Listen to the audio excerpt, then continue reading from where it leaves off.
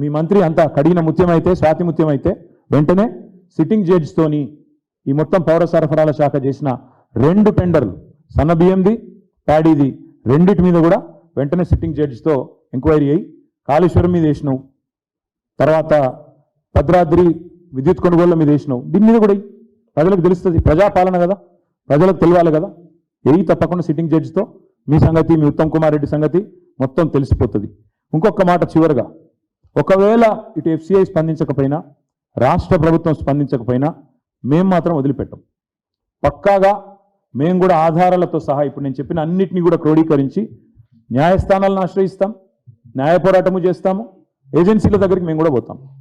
తప్పకుండా మా ప్రభుత్వం ఉన్నప్పుడు ఎంత పారదర్శకంగా వ్యవహారం నడిపినామో అది కూడా ప్రజల ముందు పెడుతున్నాం.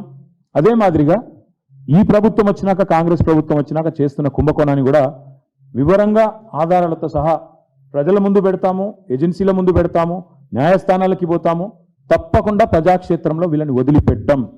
I demand once again, Food Corporation of India should immediately order or ask for an inquiry through Enforcement Directorate and CBI into the money laundering that has happened by way of these 4 agencies that have coerced, that have threatened, that have indulged in extreme money laundering to the tune of almost 700 to 800 crores in the form of paddy procurement and another 300 crores in the form of fine rice procurement in state of Telangana.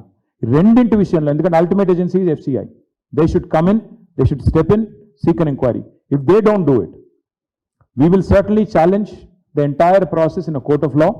We will go and knock on the doors of agencies ourselves, and we also demand state government. నేను కడిగిన ముత్యం స్వాతి ముత్యం అని చెప్పుకునే Revanth Reddy order చేయాలి వెంటనే sitting జడ్జితో ఈ పౌర సరఫరాల శాఖ మీద వెంటనే ఎంక్వైరీ ఆదేశించాలని చెప్పి కూడా మా పార్టీ తరఫున డిమాండ్ చేస్తాం. Thank you.